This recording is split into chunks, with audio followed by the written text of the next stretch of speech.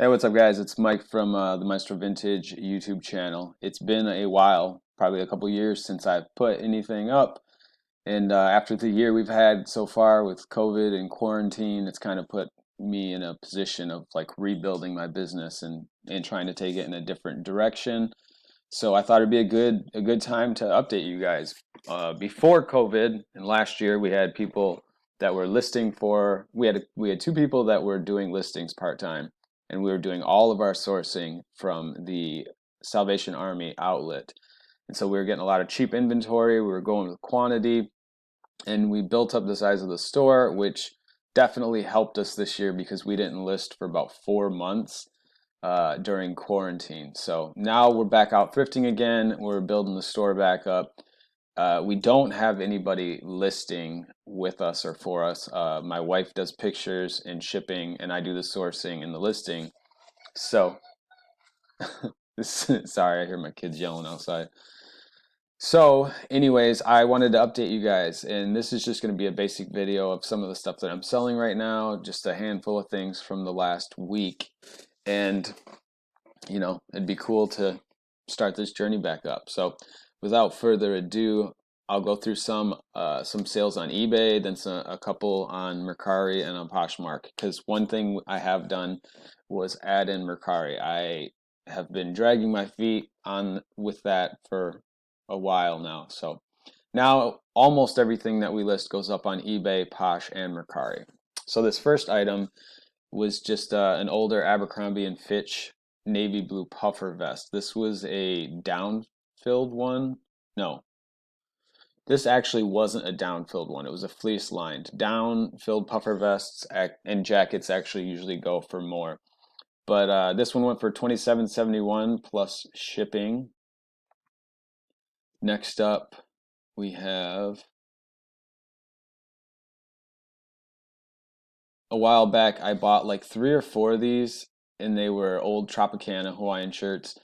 American made. They weren't silk. The material didn't. It wasn't like super soft or anything, but they were all dead stock. They had tags, and I think I've sold maybe 2 out of 4 of them. This one went for $22.46 plus 5 shipping. Next up, we have a pair of Bass boots. Bass is something that I picked up and I sold a little bit more early on when I got into selling on eBay, but then I wasn't picking it up at all. And it's just one of those brands where the condition and the model, the style really, says a lot about what it sells for and how fast it sells. These sat for a while. I actually think that these were my wife's, and she wore them for like a year, and then it just wasn't really her style anymore. But 26, this was is definitely an older listing because it has free shipping, and we are back to charging shipping right now. So now we have another pair of boots. These were Zara. Man, they were kind of like a Chelsea boot, like that Beatles, vintage rocker style. And they had some scuffs. They weren't in perfect condition. They did go for 33.71.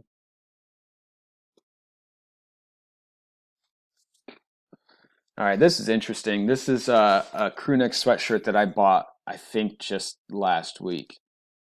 This is another example where early on selling on eBay, when I was out thrifting, I might see a hoodie or a sweatshirt from a school that I know or knew, or a school that I even went to, like a smaller elementary or middle, high school, whatever. I used to skip all of these because I guess starting off I thought if it wasn't, if it wasn't like a well-known professional team or something, no one else cared about. And that still might be true with some subjects, but when you're talking about vintage tees, vintage sweatshirts, crew necks, it really, like, the content matters a lot more than you would think. Also, like, different details. Like this was I think a Jersey's Super Sweats, American made. You can see the tag right here, made in USA, cotton Super Sweats. So you want to take that stuff into consideration. Sometimes the most appealing detail of an item might be the team or the player. Other times it might be the fact that it's, 50% cotton, 50% polyester, single stitch hem made in the USA. So the last couple weeks, I have been, when I get a piece like this, I will search comps in a couple different ways. You're not going to find, a sweatshirt that you're searching for the Yale Bulldogs, which is like um, a high school 20 minutes for me in the country. Like, you're not going to get a lot of competition or a lot of things to compare to if you're searching like that. Whereas if you just search jerseys, super sweats, vintage crew neck, you'll see a lot of $20 and $30 sweatshirts, and you can kind of compare, get an idea like what graphics sell well and just different stuff like that. So you might want to search multiple you want to play around with the keywords. That's what I'm trying to say. This next brand is a brand I had never heard of before, and I almost skipped because it just didn't look like something I would typically pick up. But I think it was the tag. I looked at Sloop Jones is the brand, from St. John in the Virgin Islands. It was a linen shirt, so I started to look into it. And it's an American-made linen, like hand-painted or tie-dye shirt. And they had, you know, you'll see the comps. They can be 40, 50, $60.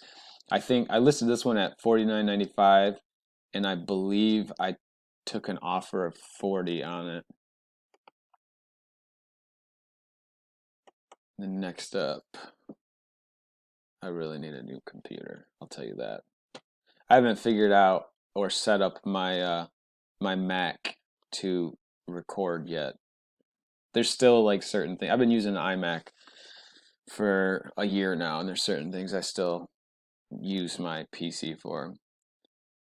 So this next shirt, this is one of the coolest Adidas shirts I've found, and it was an Adidas Originals collab with Star Wars, and so it had the Rogue Squadron, the Rebel Alliance patches on the front, and then on the back it says Rogue Squadron with Adidas and Star Wars down in the bottom.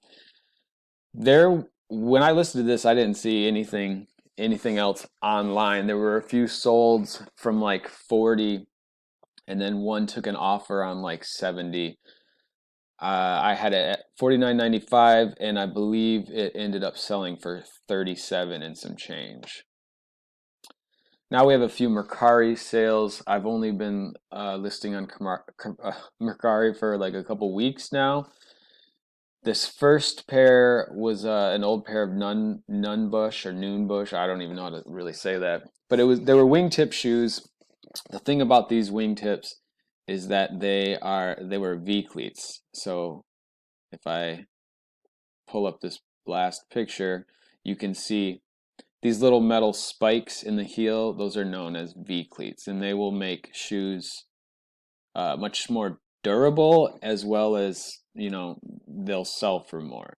So always make sure you look for this, and then that you note this in the listing.